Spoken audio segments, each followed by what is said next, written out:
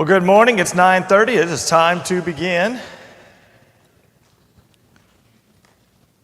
Give everybody a chance to make their way in. Oh, don't worry. You're ahead of several people.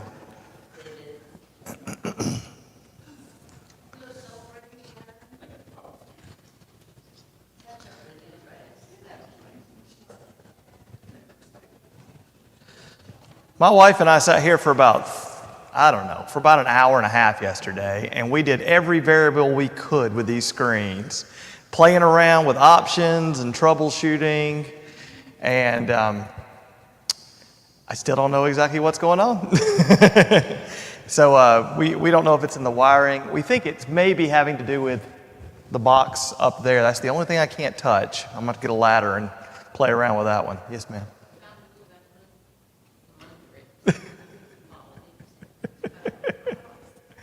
But the flicker it's just uncanny. It never happens during a song. It only happens during slides that have something on them, some visual or something.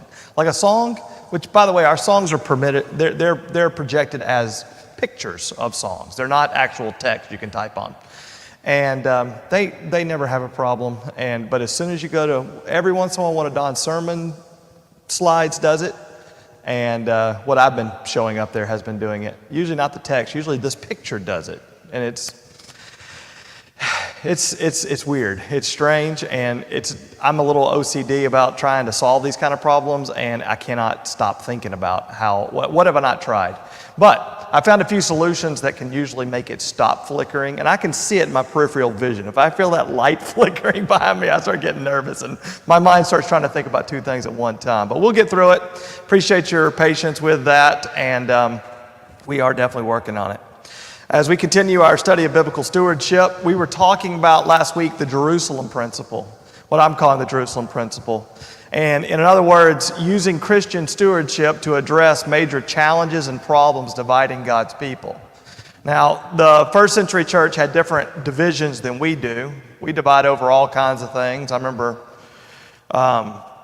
being a part of various congregations that had issues about matters of opinion, about the way the worship order, the way the worship service should go, things that should or should not be done in worship. Don's actually preached about a few of the subjects that caused controversies. Some were matters of opinion, some were doctrinal. And, that if you think about it, stewardship, if our heart is where God's heart is, if our heart is God's heart, then a lot of those matters get solved, get fixed. Stewardship can eliminate all kinds of problems between Christians that logic, reasoning, and discussion aren't always able to address, is what we talked about. So the objective of this lesson as we continue is to focus our attention on the power that Christian stewardship can have, and also broaden our definition of what stewardship is. People problems produce all the most immediate and stressful challenges, and Christian stewardship can be a big part of the solution. And we talked about in the first century, their big problem was Jewish traditions, Jewish customs, Jewish practices, and the baptism of non-Jewish people who believed in Jesus Christ created a major crisis. Again, we talked about last week how the Israelites, the people of Israel, the people of Judea, they have spent generations believing they are a different, smaller definition of God's chosen people, that they are the only ones. They are the only ones God is concerned with. They're the only ones God cares about, even though there's plenty of Old Testament scripture to show that that was never the case and never God's intentions. But they kept creating a more exclusive version of what God wanted them to do. And the promises to Abraham, they believe, were exclusively belonging to them. And we talked about how it was improper and inappropriate to include or to exclude people from God's plan. But that's exactly what they did. And we looked at Acts chapter 11, verses 1 through 3, about how the Jewish Christians were insisting that the Gentiles were not clean. They were not people that should be associated with. And Peter got in trouble. Verse 2, so when Peter went up to Jerusalem, the circumcision party criticized him. You went to uncircumcised men and ate with them. Now, of course, who did Peter eat with? He ate with fellow Christians.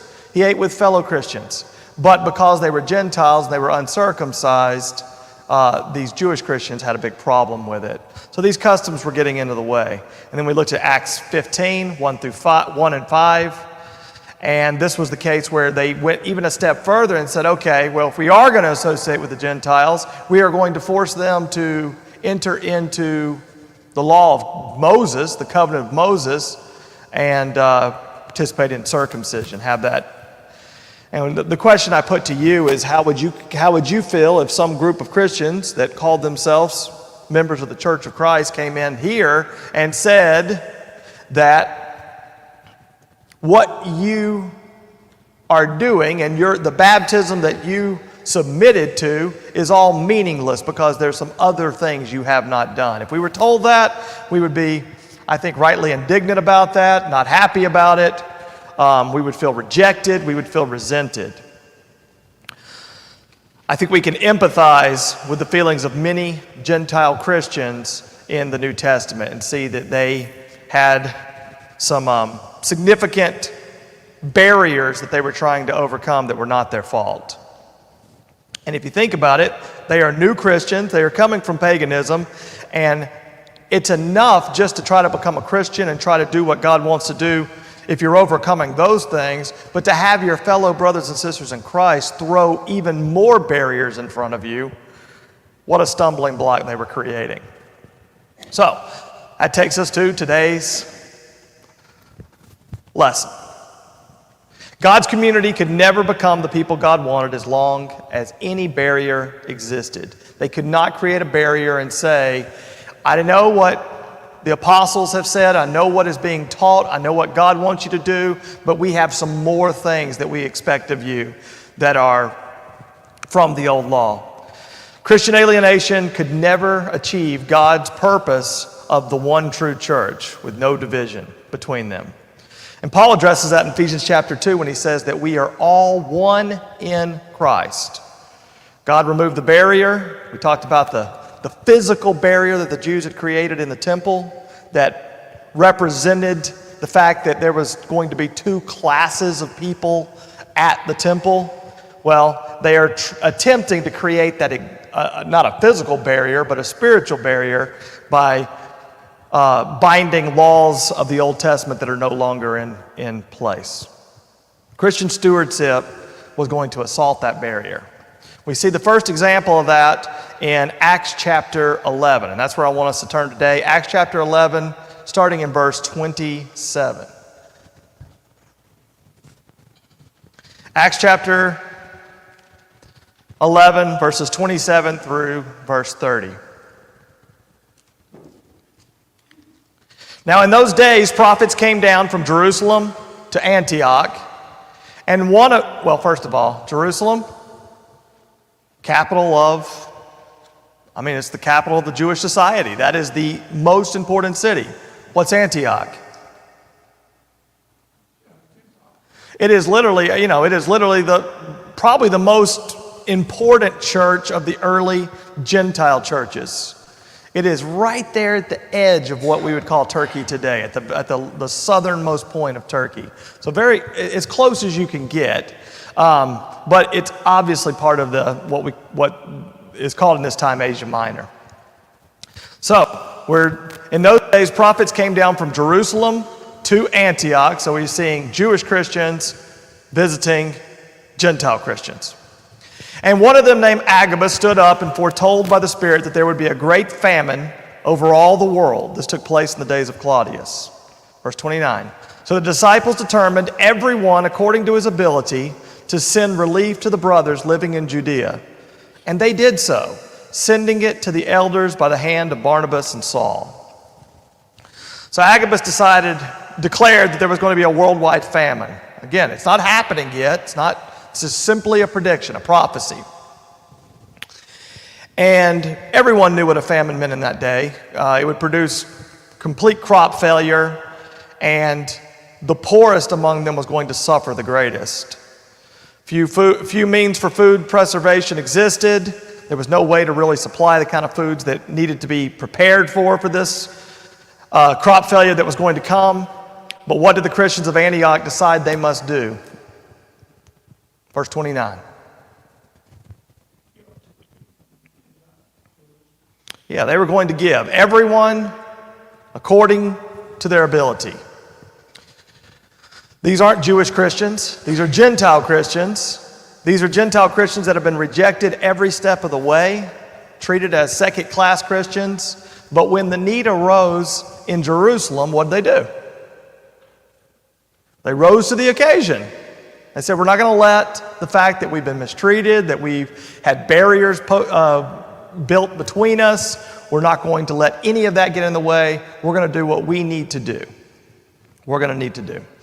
These Christians are composed primarily of people who were not Jews. They decided to send financial help to provide relief to the poor Jewish Christians in Jerusalem.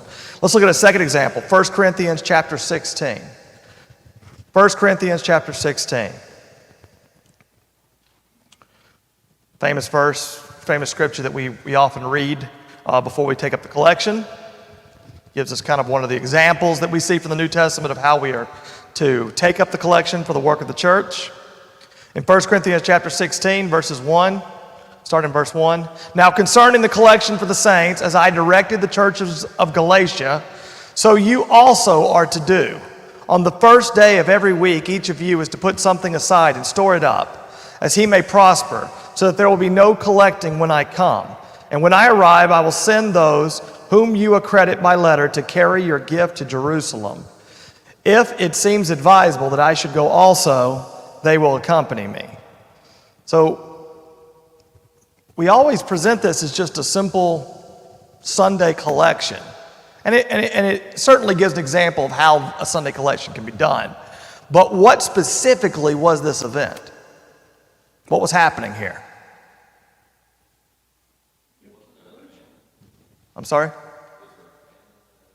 Well, I mean, specifically, when I say specifically, but there was a need where? In Jerusalem. I'm not sure if this is the same famine or not. That's a good question. I'd be interested to go do a little deeper research to find out what literally triggered this event. But there was a need in Jerusalem. They were not collecting it for their own poor. They were collecting it for a relief mission. Paul was organizing and promoting a relief project that was going to aid, again, Jewish Christians in Judea. So who received the instructions about the relief project initially? Did you see that in verse 1? Yeah, evidently, there was a first request to do this in the Galatia. So these are both Gentile congregations that have become Christians, and evidently Paul is looking for financial resources of the Gentile Christians. Evidently their financial wherewithal is in a much better shape than those that are in Jerusalem, and he's looking for relief. Everyone, as they can, gives. Verse 1 reveals that the church at Corinth and the congregations in Galatia were all asked to participate in this collection. And in verse 2, we have the question of how were the Corinthians Christians to prepare for participation in the project? How were they supposed to get prepared for it? Well, that's when they're to do it, but they're supposed to, how do they prepare for giving it? Yeah, it's laying aside. It's not a spur of the moment. We're not going to spring this upon people. This is going to be a conscious thought about what I'm able to give, what is proper for me to give, and what can I do. Each Sunday, Christians were to contribute to this fund on the basis of their ability, and it was going to be their decision, and it was going to be their desire that funded it. And, that's unique. That is not the Old Testament system. That is completely contrary. It is much more, what's it all about? The whole New Testament is about this. The giving is going to be tied directly to the heart. About our heart being God's heart. What would God do? What would Jesus do in this situation? What can we do to most be like God? Paul requested the fund to be collected and ready when he arrived. Besides contributing to the gift, how could the Christians at Corinth participate in the project? What was the second thing that they could do?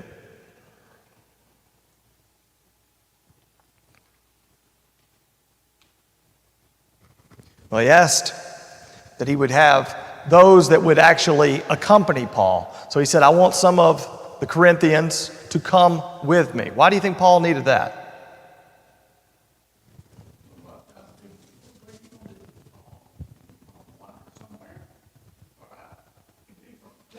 Right?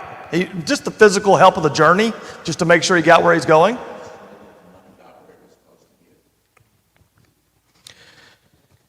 Could also be the fact that, he wanted them to be there to give their gift. He wanted to make it very clear that the Jerusalem church needed to see that these brothers that you sometimes are putting a spiritual barrier between you and them, they are not reluctant at all to give and to make sure that your needs are being met. So did each family put aside and keep it there, or do they have a collection thing?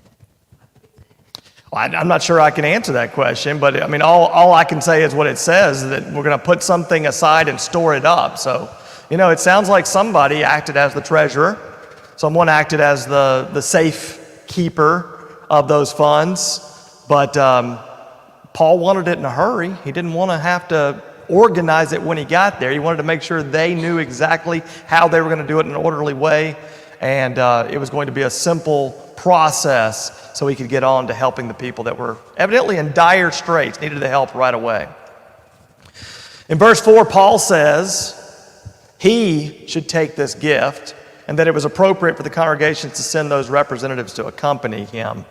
And we just talked about why that was an important action. They would need to see that that gift was coming from non-Jews. It was going to be a message. Now let's look at Romans chapter 15. We're going to turn to Romans chapter 15, starting in verse 25. Romans chapter 15, verse 25.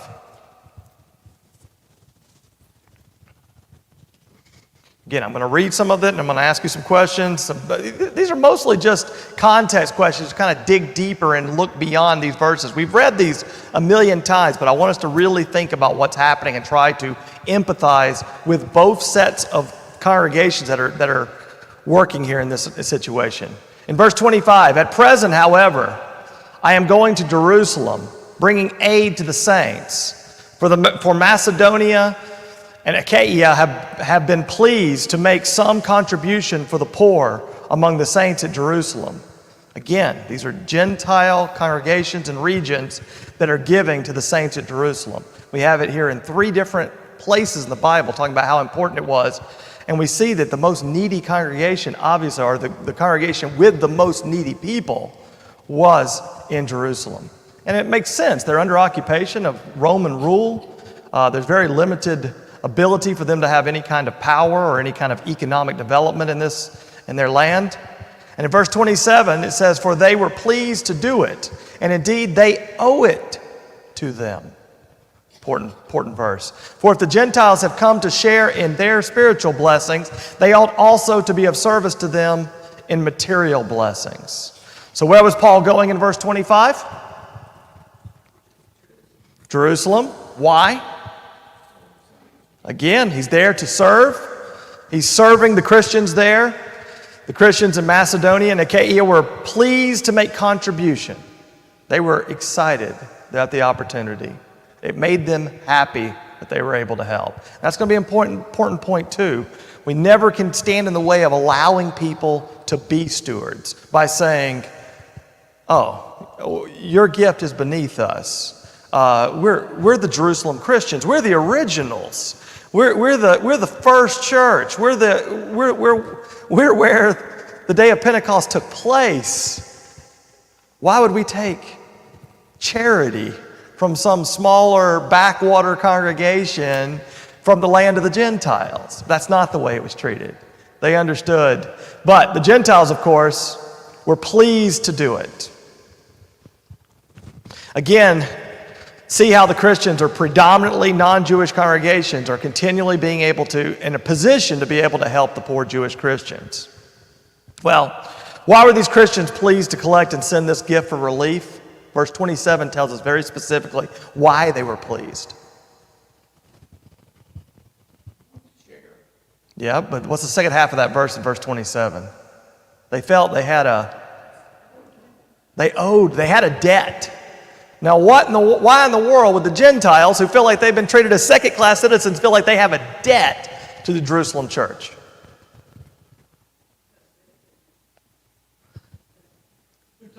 They helped them. How did they help them? They taught them. They wouldn't be Christians if not for the disciples that came from that Jerusalem church, the apostles and the disciples. That is where the church started.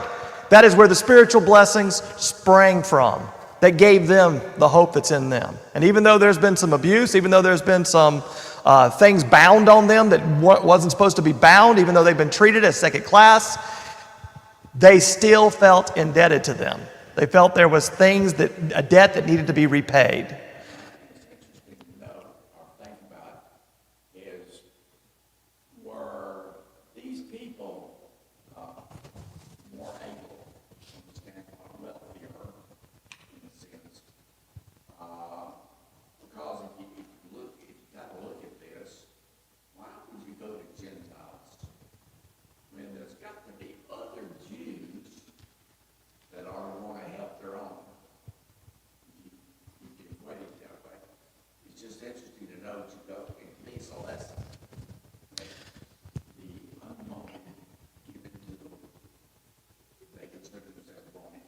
Yeah, it's easy to look at this and say, oh, this was being done for the Jewish church or for the Jerusalem church, but you can also see that this opportunity was being given to the Gentiles and allowing them to be able to practice stewardship, to be able to put their heart into action. And this was an opportunity they were going to be given.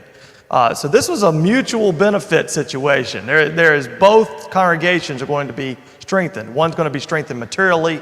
One's going to be strengthened spiritually.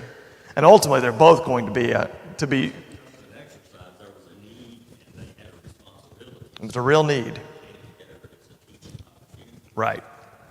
So, the Church of Jerusalem is Jerusalem is the city where Christ died. This is where the first congregation came into existence. This is where the apostles began their work as Christ's ambassadors all over the world. This is the beginning point for the declaration of the entire gospel. So it's an important opportunity.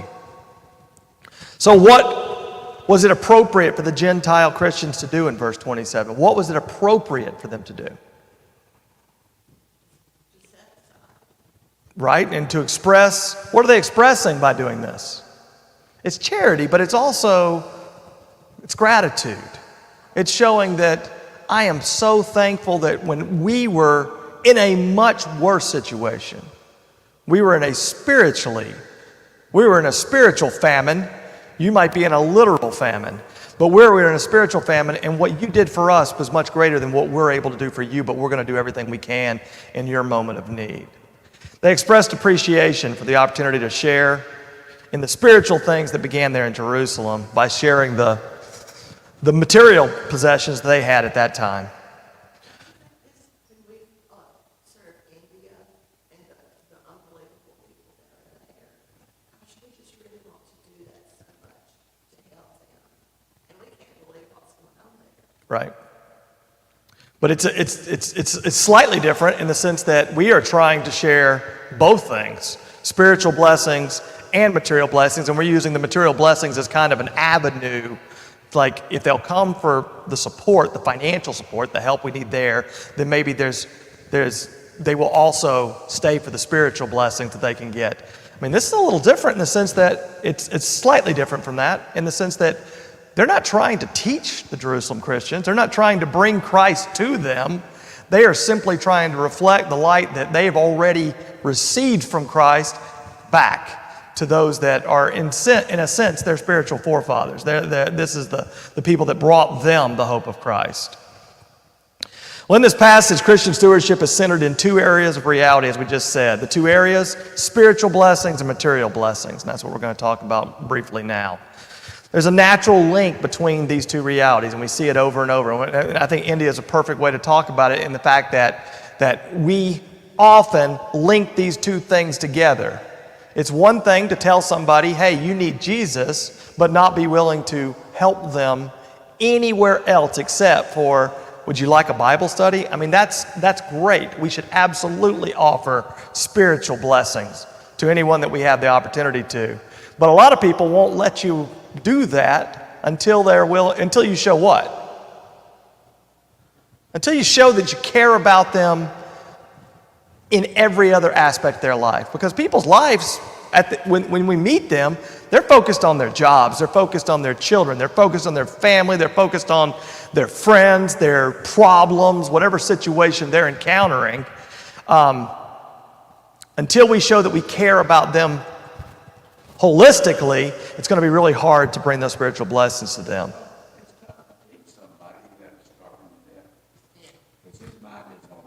Yeah. It's not on anything else. You can tell them whatever you want to, but you got to think of her. And that's kind of what you look at. Eat first and then teach. Learn that. Yeah, if you really think about it, these two types of blessings, they minister to one another. They are a symbiotic thing that only do they work together. Both parts of the equation have to be in our stewardship.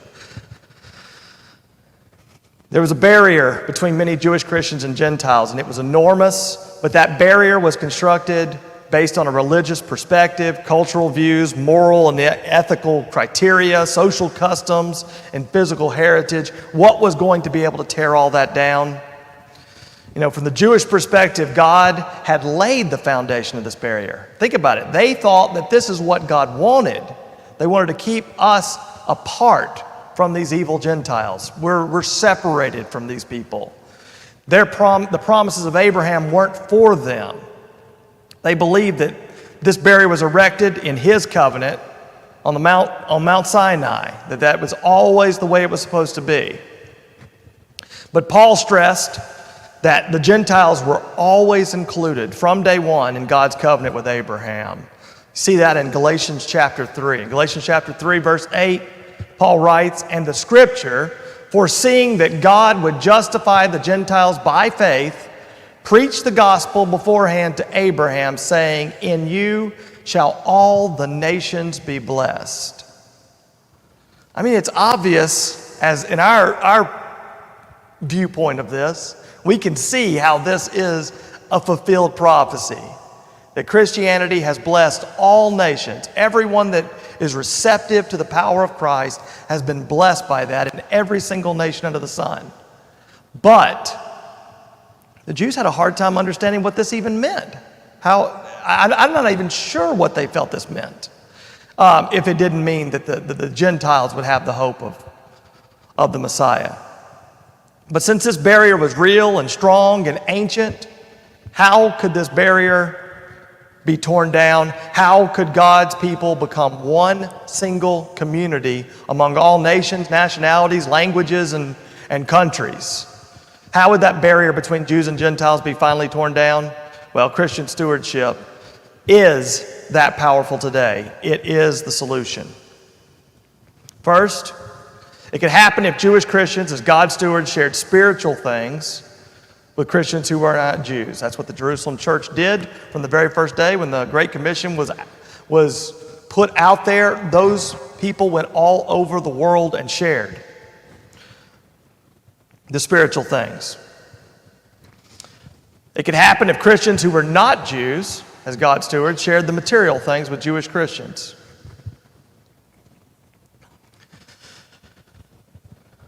We're going to now transition to what I'm going to call the Macedonian principle of stewardship. And we can find this in 2 Corinthians chapter 8. 2 Corinthians chapter 8, we're going to stay there for, I think, most of the remainder of this lesson. Chapter 8, verses 1 through 9. If we think about it, the foundation of stewardship is internal. It's found in the heart, it's found in the mind, but too often we want to only think of stewardship as what? We've talked about it a lot. A lot of the parables talk about this. It's our material blessings. It's all about financial wherewithal. But that's not the foundation of stewardship. We've got to think of it as the heart and the mind. The way we use material things is important. What is it? It's an expression. It's an expression of our hearts. It's an expression of our minds. But it's not the foundation. Stewardship is supposed to flow from a heart full of gratitude. And where's our gratitude supposed to be from? What God has done for us. And every bit of our stewardship should flow from that. And that helps us to get around this problem of, that's a hard person to want to help. What that person has done to me, my enemy, or someone who has no interest in the church, or no interest in God, no interest in reading the Bible, no interest in studying, no interest in whatever. It's really, really easy to not have gratitude to a lot of people in this world because they frankly have not done a lot to be able to help us in our situation. The gratitude is to God. Stewardship flows from a heart full of gratitude. If our heart and our mind belong to God, it'll be very easy to use our material things in God's best interest. So let's look at the Macedonian principle in 2 Corinthians chapter 8, verses 1 through 9. Well, actually, before I do that, I want to talk about something real quick. When I first lived in Abu Dhabi, that was the first place I lived overseas, first time I ever had a passport. I lived there for 3 years, and I was looking for a church there, which was a pretty hard thing to do to find a church there, but I found one in Dubai. It was about an hour and 15 minutes away. And I would go to this church, and their Sunday was on, Sunday there was like Monday for us. It's the first day of the week for them, their work day. So the Muslim country didn't really much care about the inconvenience of me having to go to church after a long day of work, especially an hour and a half away. So we would have night church in Dubai. It would start around 8 o'clock at night. Take me an hour and a half to get there, hour and a half to come home. It was fully translated, so we would meet, and the church service was not shortened for translation. It was an hour and a half, and then double that for translation. So it would be like some 2.5, 3 hours every Sunday. And, I'd often get home at like 1 a.m. and have to go back to work the next day. And it was tough. And then later I got kind of roped into working at this Dubai preaching school. And yes, there is a Dubai preaching school. Ask me about it sometime, I'll tell you all about it. And the Dubai preaching school is 99% made up of construction workers. Almost all construction workers. They're the people building these. If you've ever seen a documentary about Dubai and seen these buildings being built, there's a guy there, a missionary there named Philip Ganta that has realized that I can go into those work camps and they are so inconsequential to the people there. They don't care what we teach them. They don't care what we spread. If we have Bible studies with them, I can send a bus to the work camp on their day off. They have 1 day off a week, and I can bring them to a location. Imagine they're giving up their 1 day off a week. They're working in a desert climate on construction, and they give up their 1 day a week to learn to be preachers. And he realizes that every single one of those guys is on a contract, and after about 3 or 4 years, whatever their contract is, they will be sent home, or they will go work another contract in another country. And he's stumbled upon something. It's like a natural missionary field, because these men will go back to their homes or to other countries, and wherever they go, they will be preachers. They'll be construction workers still, but they will also be preachers. And it's a future for them, and it's a future for the church. And he asked me to teach there, and I taught there I think it was once a month on the weekends I would teach there. It was a very small contribution I was able to make because of the distance and where it was. But every single time I walked in that preaching school, they had a gift for me. They had a gift for me. They had given me something. They had made food for me. They would... a lot of them were of Indian descent, and they would put flowers around my neck occasionally. They would do all kinds of things. And it was hard to accept charity from them. It felt wrong. It felt like, you guys don't need to do any of this stuff for me. I'm thrilled to be here. Please stop doing it. And we have this kind of attitude sometimes where to accept gratitude from Christians, especially if we look, the word down is not right, but realize that they're not in the financial footing that I am. And we feel like, it's difficult, it's uncomfortable. I don't want to be put in this situation. But, it would have been an insult not to accept the gift, because they were doing this with the right attitude. They were doing this with the right attitude of, this is a fellow Christian who's taking a day off just like we are, and he's not being paid a cent to do this. He's driving a long way from his home, and he's coming to teach. He's prepared a lesson, and he's teaching us something. And I felt the same way about them. I was like, I cannot believe these guys are working a lot harder than I work. I complain about my job, but I work in air conditioning. I teach for a living. That's not real work compared to a construction worker. It's a different type of work. But I think sometimes we refuse to accept kindness of other Christians, and we say it's because we don't want to take advantage of them, or they need it more than we do. But in a sense, it's also kind of a selfishness.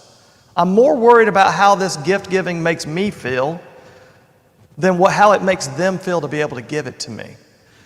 And I think that's one of the points we want to get from this Macedonian principle. The Christian who refuses the kindness is focused more on his or her feelings and not about the feelings of the Christian who wishes to be kind and show their gratitude. We've got to be willing, as Christians, to allow stewardship to flow in both directions. 2 Corinthians chapter 8, verses 1 through 3, we read about the Macedonians. We're going to read the first 3 verses, and I'm going to ask you a couple questions to see if you're awake and paying attention, and then we'll move on to the next couple verses. When we want you to know, brothers, about the grace of God that has been given among the churches of Macedonia, for in a severe test of affliction, their abundance of joy and their extreme poverty have overflowed in a wealth of generosity on their part. For they gave according to their means, as I can testify, and beyond their means of their own accord. So Paul told the Christians, about something that was given in the churches of Macedonia. What was given in verse 1?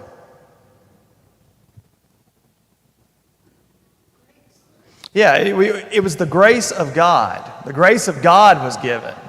It was expressed by the Macedonian congregation. So how did Paul describe their material circumstances? Verse 2.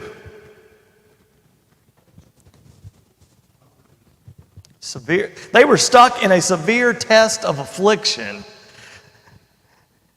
a severe, extreme poverty. Life was tough for the Macedonian Christians. We don't get a lot of context here. We don't get all the full story, but Paul makes it very clear that their life was difficult in every way. And I don't know about you, do you ever take timeouts from your spiritual life when your life is really difficult because you're like, I'm a little bit overwhelmed by the job, or I'm a little bit overwhelmed by the family crisis, or I'm a little bit overwhelmed by whatever situation? Because what are you thinking about when you're going through these times of affliction?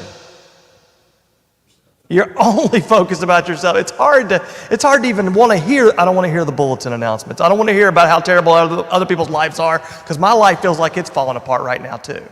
It's really difficult. It's natural to only think of yourself in those situations. In those circumstances, what was said about their joy? But their joy was abundant.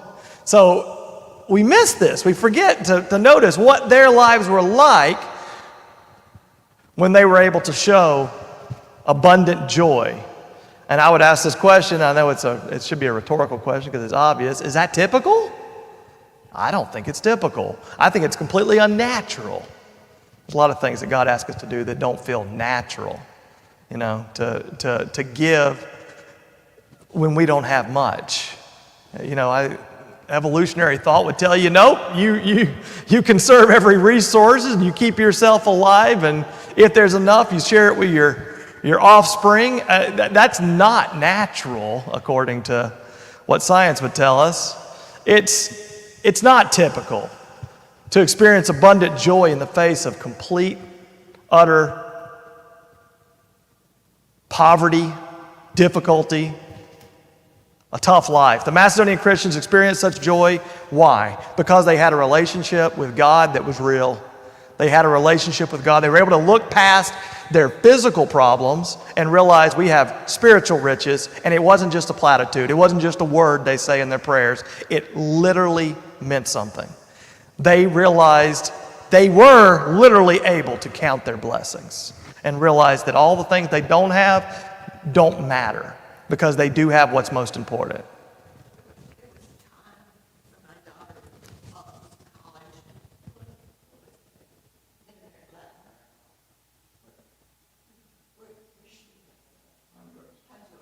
Mm-hmm. Yeah.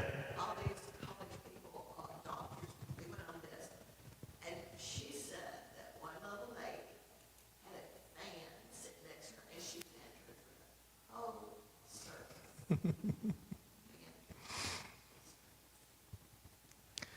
service. Did she say anything about how that made her feel?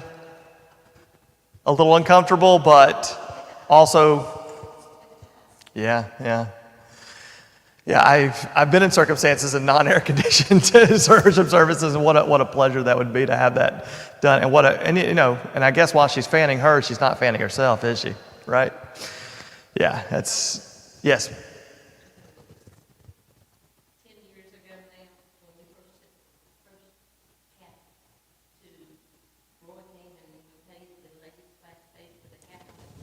I've never been so excited in my life to have something $7,000 away. I'd never seen it. I was so glad that happened to see. And somebody visited. It was just the feeling of, and the ladies with the sewing machines.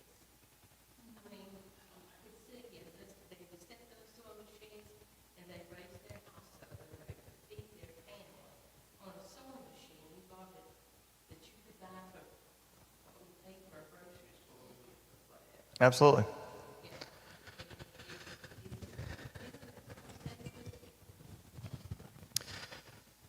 So back to verse 2. What did the overflow of their deep poverty produce? Yeah, one version says a wealth of generosity. These Christians living in, and not to dismiss the cow, flip it the other way around. Maybe we need a church van, can't afford it. And imagine a church from India sending us $1,000 towards it. And just thinking about what that contribution, I mean, you'd feel like, oh, we can't accept this. We can't take this. But that's what they did. They gave out of their poverty. They were in no position to be able to give financially, but they did. These Christians live in deep poverty, but yet were incredibly generous. In verse 3, Paul stated 2 facts about the gift they give. Fact number 1, they gave according to their ability. Now, define that. What is our ability? I mean, this is always a sticky situation. And by the way, I've taught it and I've heard it that, well, it should be a sacrifice, shouldn't it? And I'm like, well, how much of a sacrifice? I mean, am I supposed to give it all? I mean, but obviously that's not what he's saying. But they gave what they absolutely could. Go back to that widow and her 2 mites. She had faith that more was coming. She's going to be taken care of. They didn't give to the point where it was just ludicrous. I'm not going to, go live on the street to be able to give. But they gave what they were able to give. And fact number 2, they gave beyond their means. Now that's where the sacrifice comes in. They shouldn't have been able to give what they did, but they did. They figured out a way to give even beyond their means. And the second part of that, of their own accord. This is not some televangelist fleecing them out of their money. It was their decision. They made the decision to give what they gave. They felt that indebted, that sense of gratitude. Again, the gratitude was to God, and that's what caused them to give. They saw their ability to give, to be stewards. They did not get blinded by their poverty. They were focused on, it would have been very easy for them to think about, who are we to give? We should be collecting. We shouldn't be giving. We're the ones in need. But they didn't. They looked past their own poverty and figured out there's still something we can do. There's still something we can do. And it may be small in the big scheme of things, but for us it means everything. They participated in the collection because they wanted to help. Desire, not necessity, was their motivation. We're going to have to leave it there. We're going to pick up in verse 4. We'll actually probably go back and do a little recap of the first part of this passage in 2 Corinthians. We'll continue talking about the Macedonians and how they gave and what that means for us today. I don't know. I think I'm going to be out of town next week. I think a lot of us are going to be out of town next week. It's just, I have to be at a funeral next Saturday, so I'm not sure if I'll make it back or not, but I'll arrange something to be in this class if I'm not able to be here. Thank y'all very much for your attention. Appreciate it. All the good comments.